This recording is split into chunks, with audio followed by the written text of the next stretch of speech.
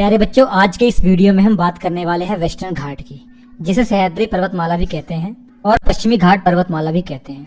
ये वेस्टर्न घाट जो दक्कन का पठार है ना, उसकी पश्चिमी सीमा पर स्थित है। वेस्टर्न घाट पर्वत श्रेणी जो है ये कंटिन्यूस है।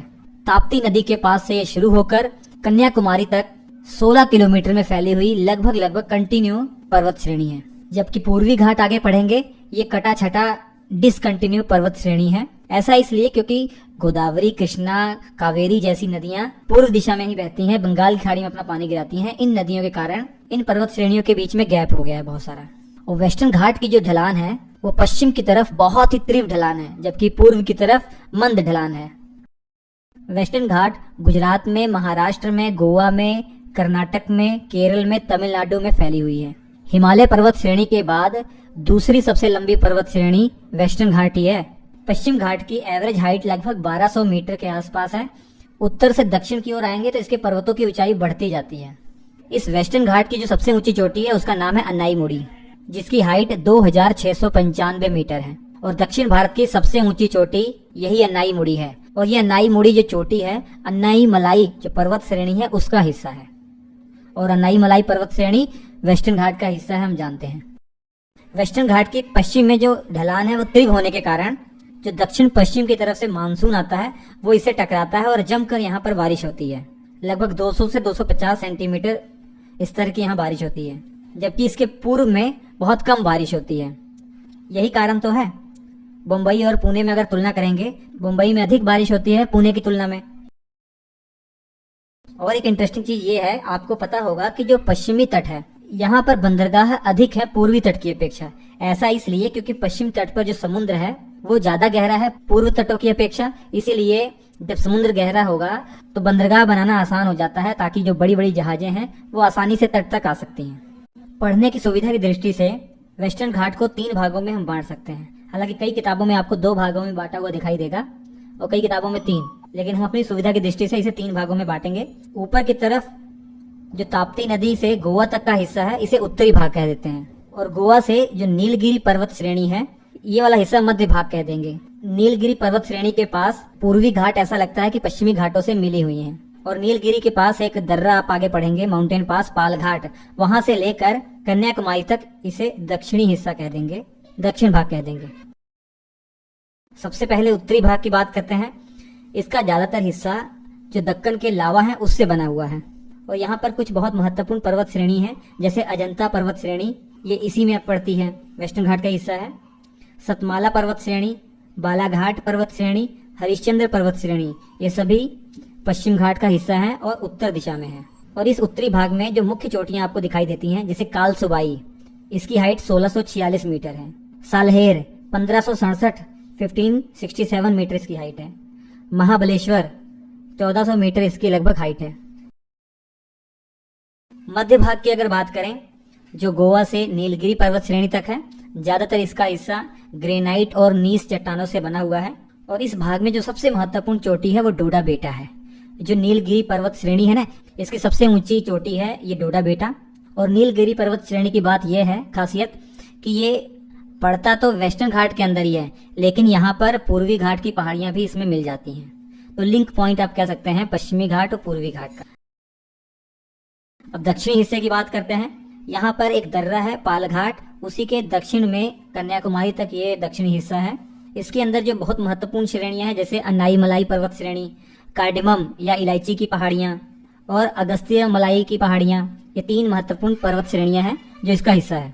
लेकिन यहाँ पर मुख्य चोटी जो आप जानते हैं अन्नाईमुड़ी, अन्नाईमलाई पर्वत श्रेणी का हिस्सा है। और दक्षिण भारत की सबसे ऊंची चोटी, वेस्टर्न घाट की भी सबसे ऊंची चोटी होगी, सिंपल सी बात है, 2695 मीटर इसकी हाइट है। 4 माउंटेन पास आपको याद रखने हैं इस वेस्टर्न घाट के अंदर। थाल घाट माउंटेन पास है, जिसे कसारा माउंटेन पास भी कहते हैं या थूल घाट माउंटेन पास भी कहते हैं, ये इसके अन्य नाम है। ये माउंटेन पास मुंबई को नासिक से जोड़ने का काम करता है। मुंबई से नासिक जाना है या नासिक से मुंबई आना है, इसी रास्ते से आना पड़ता है। भोर घाट माउंटेन पास, ये मुंबई को पुणे से जोड़ता है। यहाँ रोड, ट्रेन की जो पटरियां हैं बिछाई गई हैं। तो थाल घाट, भोर घाट महाराष्ट्र में है। और उसके बाद पाल घाट तमिलनाडु का जो पलक्कड़ जगह है, इसको केरल के कोयम्बटूर से जोड़ता है। इसके बाद शेनकोटा माउंटेन पास है, जो मदुरई को त्रिवंतपुरम से जोड़ने का काम करता है। अभी थोड़ी देर पहले बताया हमने आपको कि वेस्टर्न घाट से जब दक्षिण पश्चिम मानसून टकराता है तब खूब वर्षा होती है। जब अधिक वर्षा होगी इस कारण से यहाँ पर सदाबहार वन पाए जाएंगे। अब सदाबहार वन पाए जा रहे हैं तो इसका मतलब ये होगा कि यहाँ बहुत अधिक बायोडायवर्सिटी पाई जाती है, मतलब जैव विविधता पाई जाती है।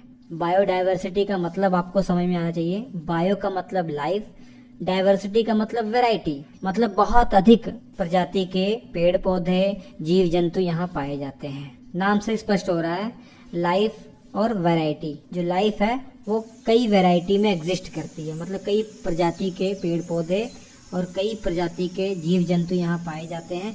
इसलिए कह सकते हैं कि वेस्टर्न घाट एक बायोडायवर्सिटी वाला रीजन है। बहुत अधिक बायोडायवर्सिटी यहाँ पाई जाती है और यूनेस्को के द्वारा इस वेस्टर्न घाट को वर्ल्ड हेरिटेज साइट में भी घोषित किया गया है। तो दिमाग में रखिएगा कि भारत सरकार ने यहाँ पर 2 बायोस्फीयर रिजर्व एरिया घोषित किए हैं। पहला है नीलगिरी बायोस्फीयर रिजर्व जो 1986 में घोषित किया गया था। ये भारत का पहला बायोस्फीयर रिजर्व एरिया है और 2012 में यूनेस्को ने इसको मान्यता दी है। और दूसरा अगस्त्य मलाई बायोस्फीयर रिजर्व एरिया, ये 2001 में भारत ने इसको घोषित किया था और 2016 में यूनेस्को ने इसको मान्यता दी है। बायोस्फीयर रिजर्व एरिया समझ रहे हैं क्या? भारत के अंदर टोटल 18 बायोस्फीयर रिजर्व एरिया हैं इस समय, जिसमें 12 को यूनेस्को ने मान्यता दी है। ये ऐसे एरिया हैं जहां पर बहुत अधिक बायोडायवर्सिटी पाई जाती है। उनकी रक्षा, पर्यावरण की सुरक्षा के उद्देश्य से ये रिजर्व एरिया कर दिए जाते हैं।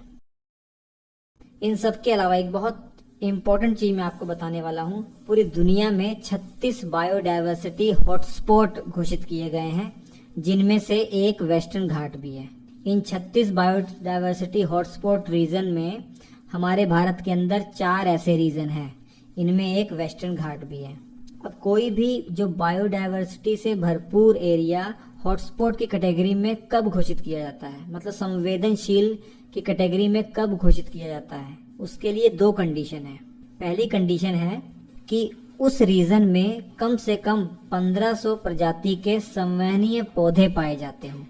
संवहनीय पौधे मतलब वस्कुलर प्लांट, मतलब ऐसे पेड़ पौधे जो जमीन से पानी, जो खनिज ऊपर ले आते हैं, अपनी पत्तियों को, अपने तनों को प्रोवाइड करते हैं। तो इस प्रकार की 1500 कम से कम प्रजाति के संवहनीय पौधे उस रीजन में पाए जाते हो जो कहीं भी और ना पाए जा रहे हों, केवल वहीं पाए जाने चाहिए।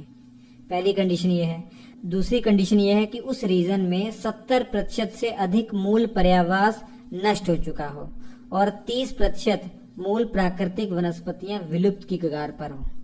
पर्यावास का मतलब क्या हो गया कि प्राकृतिक आवास, जो जीव जंतु पेड़ पौधों के लिए प्राकृतिक आवास है, 70% नष्ट हो गया हो और 30% जो वहाँ की जो मूल प्राकृतिक वनस्पति हो, जो ऐसी वनस्पति जो वहीं केवल पाई जाती हो, वो विलुप्त की कगार पर हो।